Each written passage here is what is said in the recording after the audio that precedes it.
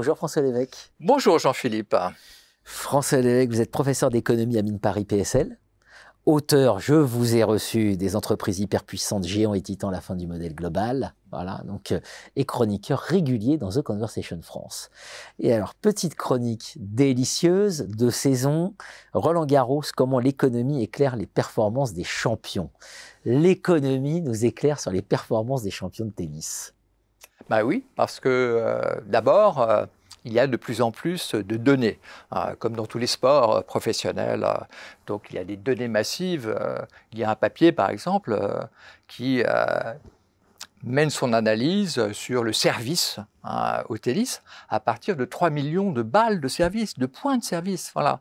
La question du papier étant comment on trouve un équilibre entre jouer sur le revers ou jouer sur le coup droit, sachant que évidemment, votre adversaire, il va anticiper. Est-ce que je vais recevoir sur le coup droit ou sur le revers?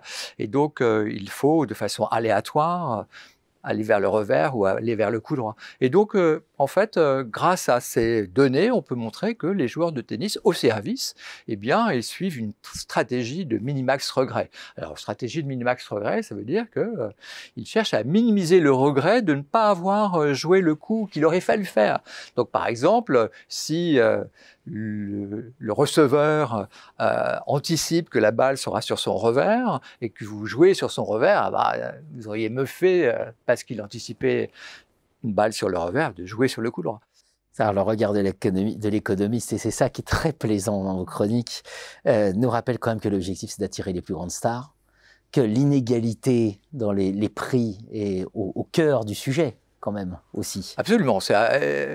C'est assez marrant parce que, en fait, les économistes avaient échafaudé une théorie pour comprendre pourquoi les échelons, quand vous passez d'un échelon à l'autre en montant dans la carrière des dirigeants, eh bien, quel est le salaire, quels sont les salaires à donner entre celui qui est numéro 4, numéro 3, numéro 2, numéro 1. Et puis, en fait, cette théorie-là, qui s'appelle la théorie des tournois, pour expliquer les salaires des managers, en fait, empiriquement, elle n'est pas vraiment mise en évidence. En revanche, si vous prenez les joueurs professionnels et les tournois de tennis, ça marche, quoi. C'est-à-dire que, qu'est-ce que prévoit cette théorie? Elle prévoit que à chaque fois qu'on se rapproche du sommet, l'écart entre le perdant et le gagnant, ou l'écart de salaire entre le numéro 5 et le numéro 4, eh bien, l'écart de salaire entre le 4 et 3 va être plus grand que l'écart de salaire entre le 5 et le 4, et puis l'écart entre le 3 et 2 doit être encore plus grand, etc.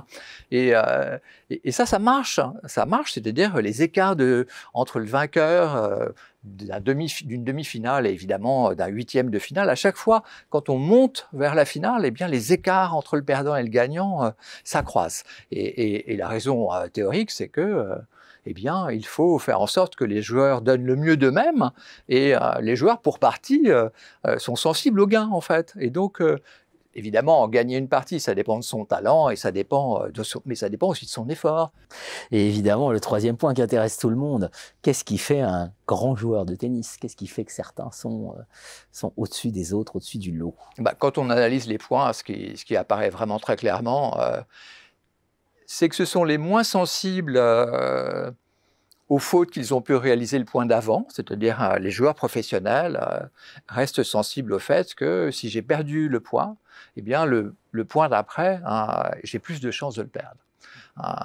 Et donc, cette idée que j'oublie d'avoir raté et j'oublie tout ce qui s'est passé, je joue chaque balle comme si elle était unique, non, il y a cette sensibilité. Et donc les grands joueurs, eh bien, s'ils ont fait un point, s'ils ont perdu le point, eh bien, il y a plus de chances qu'ils perdent le point d'après, mais beaucoup moins que les 10e ou 100e joueurs de tennis professionnel. Donc il y a cette qualité de sang-froid qui apparaît. Et puis, il y a aussi l'autre qualité, c'est que les très grands joueurs, eh bien, sur les points décisifs, parce qu'il y a cette façon invraisemblable de compter les points au tennis et la façon dont les matchs se déroulent, donc il y a des points qui sont plus décisifs que d'autres, donc il faut les gagner. Eh bien, les grands joueurs, sur les points décisifs, sont plus forts, toutes choses égales par ailleurs, que les joueurs un peu moins bons. Les très grands du tennis sont des robots humains, c'est ce que vous venez de me rappeler.